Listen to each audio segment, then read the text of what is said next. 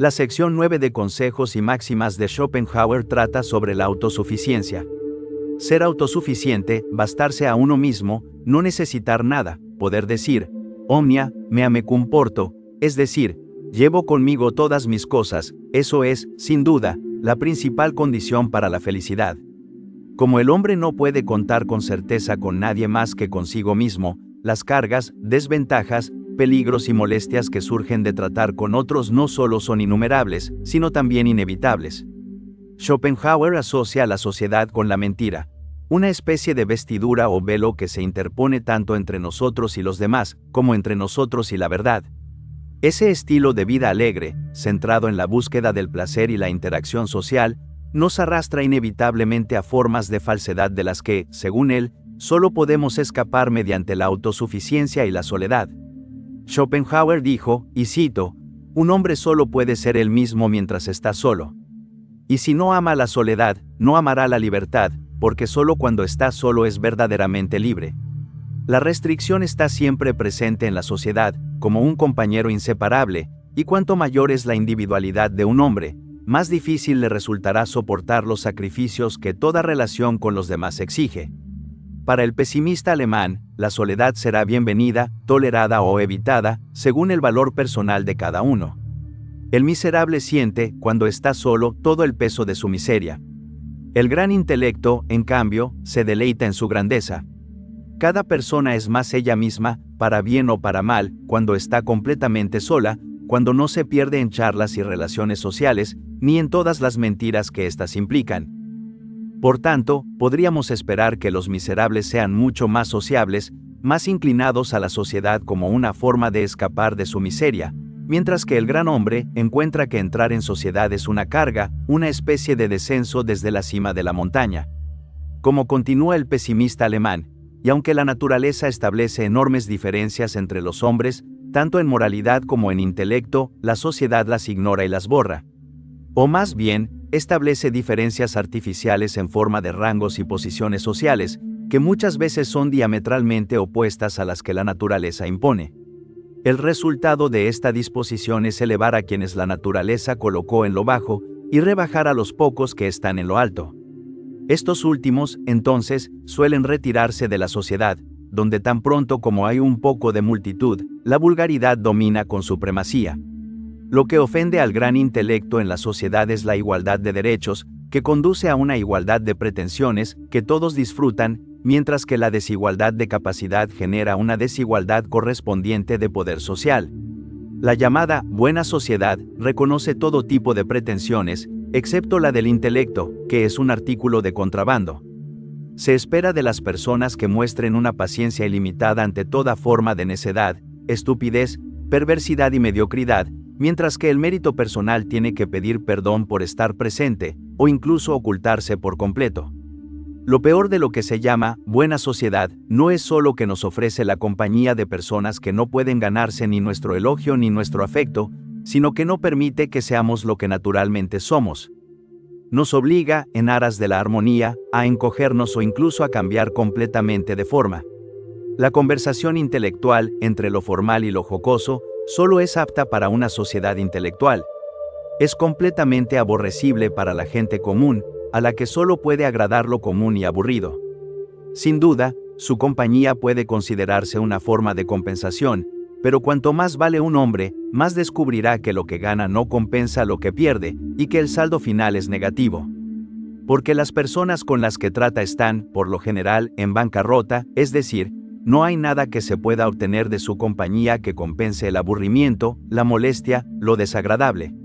Nadie puede estar en perfecta armonía con otro más que consigo mismo, ni siquiera con un amigo o con su pareja. Las diferencias de individualidad y temperamento siempre introducen algún grado de discordia, aunque sea leve. Esa perfecta tranquilidad del alma, que junto con la salud es la mayor bendición que la tierra puede otorgar, solo puede alcanzarse en soledad y como un estado de ánimo permanente, únicamente en un retiro completo, y entonces, si existe algo grande y rico en el interior del hombre, su forma de vida será la más feliz que pueda encontrarse en este miserable mundo. Según Schopenhauer, por muy estrecho que sea el vínculo de la amistad, el amor o el matrimonio, el hombre, en última instancia, se remite a sí mismo, a su propio bienestar. En cambio, la sociedad es insidiosa en este aspecto. Al ofrecer lo que parece ser el entretenimiento de una agradable interacción social, causa daños grandes y a menudo irreparables. La dificultad, dice él, es que la sociedad es insidiosa, decepciona, se insinúa, promete una cosa y en secreto te quita algo mucho más importante. De esto se deduce que un hombre está en mejor situación cuando se ve obligado a depender de sus propios recursos y es capaz de bastarse completamente a sí mismo. Cicerón incluso afirma que un hombre que alcanza esta condición no puede evitar ser profundamente feliz. Ese sentimiento de autosuficiencia es lo que retiene a aquellos cuyo valor personal es verdaderamente grande, de hacer los considerables sacrificios que exige el trato con el mundo, y mucho menos de practicar la abnegación al salir de su camino para buscarlo. Las personas ordinarias son sociables y complacientes justamente por el sentimiento contrario. Les resulta más fácil soportar la compañía de los demás que la suya propia. Además, el respeto en este mundo no se concede a lo que tiene verdadero mérito, sino que se reserva para lo que no lo tiene. Schopenhauer dice que las personas se vuelven sociables por su incapacidad de soportar la soledad, es decir, su propia compañía. Es esta vaciedad del alma la que los impulsa a interactuar con otros, a viajar a países extranjeros. Su mente carece de elasticidad, no tiene impulso propio, y por ello siempre buscan algún tipo de excitación, la más intensa que puedan soportar. Es un hecho bien conocido que podemos soportar con mayor facilidad los males que afectan a muchas otras personas además de nosotros. Como el aburrimiento parece ser un mal de este tipo, la gente se une para ofrecerle una resistencia común. El impulso social no se basa directamente en el amor por la sociedad, sino en el miedo a la soledad. No es solo el encanto de la compañía lo que buscan, sino evitar la sombría opresión de la soledad. La monotonía de su propia conciencia, eso es lo que realmente temen. Harán cualquier cosa para escapar de ello, incluso tolerar malas compañías y soportar la sensación de restricción que toda sociedad implica. Pero si la aversión hacia la sociedad supera a la aversión a la soledad, uno termina por acostumbrarse a ella y se vuelve resistente a sus efectos inmediatos. La soledad ya no le resulta tan mala, se adapta a ella sin desear la compañía de otros. Esto sucede, en parte, porque solo indirectamente necesita la compañía ajena, y en parte porque ha aprendido a valorar los beneficios de estar solo. El aburrimiento es uno de esos males que afecta a muchos, así que se agrupan para desterrarlo. Pero la verdadera salida es endurecerse ante las cargas de la soledad, para poder soportarla con facilidad y evitar tener que tranquilizarse con los peligros de la sociedad. Para alcanzar un verdadero grado de conciencia como individuo, uno no debe ser una fracción, sino un número entero, alguien completo en sí mismo. Schopenhauer dice que es fácil ver por qué la gente se aburre tanto y también por qué son tan sociables, por qué les gusta andar en multitudes, por qué la humanidad es tan gregaria. Un hombre con intelecto es como un artista que da un concierto por sí solo, tocando un solo instrumento que, por sí mismo, equivale a una pequeña orquesta. Tal hombre es un mundo en miniatura, y lo que otros logran mediante la combinación de varios instrumentos, él lo produce solo, gracias a la unidad de su propia conciencia. Como el piano, no tiene cabida en una sinfonía, es un solista, actúa por sí mismo, en soledad quizá, o acompañado de otros instrumentos solo como elemento principal o para marcar el tono, como ocurre en el canto. Schopenhauer continúa diciendo, y cito, esa es la imagen que mencioné antes, la sinfonía de cuernos rusos. Cada músico toca una sola nota, y la música solo emerge si están disciplinados y cada uno interviene en el momento exacto. Escuchar un solo cuerno ruso sería casi insoportable, y esa es precisamente la experiencia que se tiene con ciertas personas, mentes de un solo cuerno, que solo poseen una idea, una sola nota. Les resulta intolerable pasar tiempo a solas con ella, y por eso necesitan salir al mundo. Y luego está el hombre de genio, dice Schopenhauer, el hombre de calidad excepcional, como un solista que toca el piano, que produce el efecto de toda la orquesta desde la unidad de su propia conciencia. Para Schopenhauer, ese vacío mental y esterilidad del alma es responsable de otra desdicha. Cuando los hombres de mejor clase forman una sociedad para promover algún objetivo noble o ideal, El resultado casi siempre es que la incalculable multitud de la humanidad se agolpa allí también, como lo hace en todas partes, como una plaga. Su objetivo es tratar de librarse del aburrimiento, y cualquier cosa que parezca servirles para eso la toman de inmediato, sin la más mínima discriminación. Algunos de ellos se deslizarán dentro de esa sociedad o se abrirán paso a empujones, y pronto la destruirán por completo, o la alterarán tanto que, al final, termina teniendo un propósito exactamente opuesto al que tenía al principio. Todos quieren entrar, buscando aliviar su propio aburrimiento, su insoportable carga mental, participando de alguna manera en lo que sucede. Schopenhauer dice que, de hecho, este no es el único punto de vista desde el cual puede considerarse el impulso social. En los días fríos, las personas logran calentarse juntándose. Y del mismo modo, puedes calentar tu mente poniéndola en contacto con otras. Pero un hombre que tiene en sí mismo un gran calor intelectual no necesita de tales recursos. Como regla general, puede decirse que la sociabilidad de un hombre está casi en proporción inversa a su valor intelectual. Pascal dice, toda nuestra desgracia proviene de no poder estar solos. Es realmente algo muy arriesgado, incluso fatal, ser sociable, porque significa entrar en contacto con naturalezas, la gran mayoría de las cuales son malas moralmente y mediocres o perversas intelectualmente. Ser insociable es no preocuparse por esas personas y tener lo suficiente dentro de uno mismo para prescindir de la necesidad de su compañía. Eso es una gran fortuna, porque casi todos nuestros sufrimientos provienen de tener que tratar con otras personas. Esta última afirmación de Schopenhauer puede considerarse una especie de antecedente de la célebre frase de Sartre, el infierno son los otros. Los mismos cínicos renunciaron a toda propiedad privada para alcanzar la dicha de no tener nada que los perturbara. La razón principal del trato social es la necesidad mutua, y tan pronto como esta necesidad se satisface, el aburrimiento empuja a las personas a reunirse una vez más. Si no fuera por esas dos razones, probablemente un hombre preferiría permanecer solo, aunque solo fuera porque la soledad es la única condición de vida que permite dar rienda suelta a ese sentimiento de importancia exclusiva que cada hombre tiene de sí mismo, como si fuera la única persona en el mundo. Desde esta perspectiva, puede decirse que la soledad es el estado original y natural del ser humano, donde, como un nuevo Adán, es tan feliz como su naturaleza se lo permite. Es una sugerencia interesante, que Adán, el Adán solitario, anterior a la creación de Eva, encarna una especie de perfección ideal de la humanidad. Sin embargo, hay otro sentido en el cual la soledad no parece ser el estado natural del hombre, pues al venir al mundo se encuentra ya inmerso en una red de relaciones, padres, hermanos, hermanas, es decir, nace en sociedad y no en aislamiento. Por lo tanto, no puede afirmarse que el amor a la soledad sea un rasgo originario de la naturaleza humana, más bien, es fruto de la experiencia y la reflexión, las cuales dependen del desarrollo de la capacidad intelectual y tienden a profundizarse con la edad. Hablando en general, la sociabilidad es inversamente proporcional a la edad. Un niño pequeño lanza un piadoso grito de miedo si se le deja solo por unos minutos.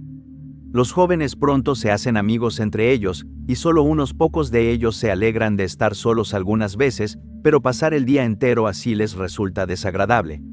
Un hombre adulto puede hacerlo con facilidad, no le cuesta estar solo mucho tiempo, y le cuesta menos a medida que envejece. Por lo tanto, parece que Schopenhauer nos está diciendo que existen un par de cosas que son inversamente proporcionales a nuestra sociabilidad, nuestra edad y nuestra capacidad intelectual. Esta tendencia, como ya he dicho, no es puramente natural, no surge como una necesidad directa de la naturaleza humana. Es más bien el efecto de la experiencia por la que pasamos, el producto de la reflexión sobre cuáles son realmente nuestras necesidades, derivado especialmente de la comprensión que adquirimos sobre la mísera materia de la que están hechas la mayoría de las personas, ya sea en su moral o en su intelecto. Lo peor de todo es que, en el individuo, los defectos morales e intelectuales están estrechamente conectados y se refuerzan mutuamente, produciendo toda clase de resultados desagradables que hacen que la relación con la mayoría de las personas no solo sea desagradable, sino intolerable. Incluso Voltaire, ese sociable francés, se vio obligado a admitir que hay por todas partes multitudes de personas que no merecen que se les dirija la palabra. Petrarca ofrece una razón similar para desear la soledad. Ese espíritu sensible, tan firme y constante en su amor por el retiro, afirma que los ríos, las montañas y los bosques son testigos de cuánto ha intentado escapar de las personas perversas y estúpidas que han perdido el camino hacia el cielo. El doctor Silesius, un escritor muy gentil y cristiano, confiesa el mismo sentimiento en su propio lenguaje mítico. Herodes, dice, es el enemigo común, y cuando, como José, Dios nos advierte del peligro, huimos del mundo hacia la soledad. De Belén a Egipto. De lo contrario, nos esperan el sufrimiento y la muerte. En resumen, lo mismo afirmaron todos aquellos que Prometeo ha formado de una clase superior. Es un sentimiento aristocrático el que está en el fondo de esta inclinación hacia el aislamiento y la soledad. Los sinvergüenzas siempre son sociables, y el principal signo de que un hombre tiene algo de nobleza en su carácter es el poco placer que encuentra en la compañía de otros. Esto puede sonar duro, pero incluso el doctor Silesius, con todos sus sentimientos cristianos de ternura y amor, se vio obligado a admitir su verdad. Por dolorosa que pueda ser la soledad, dice, ten cuidado de no ser vulgar, pues entonces podrías encontrar un desierto en todas partes. Es natural que las grandes mentes, los verdaderos maestros de la humanidad, se interesen poco por la compañía constante de los demás, al igual que un maestro escolar no disfruta unirse a los juegos ruidosos de los niños que lo rodean. Los hombres de gran intelecto viven en el mundo sin pertenecer realmente a él, y desde sus primeros años sienten que existe una diferencia perceptible entre ellos y los demás. De lo dicho, es obvio que el amor por la soledad no es un impulso directo ni original de la naturaleza humana, sino algo secundario y de crecimiento gradual. Es una característica distintiva de las mentes nobles, desarrollada no sin cierta conquista sobre los impulsos naturales, y en ocasiones, en abierta oposición a las sugerencias de Mefistófeles, quien te insta a cambiar una soledad sombría y devoradora del alma por la compañía de los hombres, por la vida en sociedad, que al menos te ofrecerá un sentido de fraternidad humana. A medida que pasan los años, y después de los 60, la inclinación a estar solo se convierte en una especie de instinto natural. Es la condición sin sexo de la vejez lo que sienta las bases de una cierta autosuficiencia, que gradualmente absorbe todo deseo de compañía. Los años activos de la vida, en la mayoría de los casos, ya han pasado. Un hombre ya no tiene expectativas, ni objetivos, ni intenciones. La generación a la que pertenecía ha desaparecido y ha surgido una nueva raza que lo ve como alguien esencialmente ajeno a su esfera de actividad. Los años pasan más rápido a medida que envejecemos, y queremos dedicar el tiempo restante más al lado intelectual que al práctico de la vida, pues si la mente conserva sus facultades, la cantidad de conocimiento y experiencia adquiridos, junto con la destreza en el uso de nuestras capacidades, hace que sea más fácil e interesante dedicarse al estudio de cualquier tema. Por la larga experiencia con los hombres, dejamos de esperar mucho de ellos. Descubrimos que, en general, las personas no ganan al conocerlas más de cerca, y que, salvo pocas y afortunadas excepciones, no hemos encontrado más que ejemplares defectuosos de la naturaleza humana, a los que es preferible dejar en paz. Ya no estamos sujetos a las ilusiones ordinarias de la vida y, al tratar con individuos, pronto vemos de qué están hechos, por lo que rara vez sentimos inclinación a entablar relaciones más estrechas. Finalmente, nuestra propia compañía se ha vuelto un modo de vida, como una segunda naturaleza para nosotros, especialmente si hemos sido amigos de ella desde la juventud. El amor por la soledad, que antes se concedía solo a costa del deseo de compañía, se ha convertido en una cualidad simple de nuestra disposición natural, el elemento propio de nuestra vida, como el agua lo es para el pez. Sin embargo, el aislamiento, pese a sus muchas ventajas, también trae consigo ciertas molestias e inconvenientes. Una de sus desventajas, menos evidente que las demás, es la siguiente: cuando una persona pasa todo el día en casa, se vuelve físicamente más sensible a los cambios del clima, hasta el punto de que una simple corriente de aire puede bastar para enfermarla. Lo mismo ocurre con nuestro temperamento. Un prolongado período de aislamiento lo vuelve tan sensible que los incidentes más triviales, una palabra, una mirada, bastan para perturbarnos, irritarnos o incluso ofendernos. Pequeñeces que pasan inadvertidas para quienes están inmersos en el bullicio de la vida cotidiana. En otras palabras, vivir en soledad tiene la desventaja de volvernos sensibles, como si el cuerpo se ablandara y se hiciera vulnerable incluso a la luz. Uno empieza a reaccionar con irritación ante molestias mínimas y puede llegar a encontrar profundamente incómodo aquello que, para otros, no es más que el costo habitual de la interacción social. Una vez más, todo esto parece surgir directamente de la experiencia personal de Schopenhauer. Él dice, cuando encuentres desagradable la sociedad humana y sientas que estás justificado al huir hacia la soledad, puede que estés tan constituido que no seas capaz de soportar la depresión que ésta implica por mucho tiempo, lo cual probablemente será el caso si eres joven. Déjame entonces aconsejarte formar el hábito de llevar parte de tu soledad contigo dentro de la sociedad, aprender a estar, en cierta medida, solo, incluso estando en compañía. No decir de inmediato lo que piensas, y por otro lado, no dar un significado demasiado preciso a lo que otros dicen. Más bien, no esperar demasiado de ellos, ni moral ni intelectualmente, y fortalecerte en el sentimiento de indiferencia hacia su opinión, que es el camino más seguro para practicar siempre una elogiable tolerancia. Si haces esto, no vivirás tanto con los demás, aunque parezcas moverte entre ellos. Esta precaución te mantendrá a una distancia segura de la sociedad y por lo tanto, te protegerá de ser contaminado. La sociedad es como el fuego.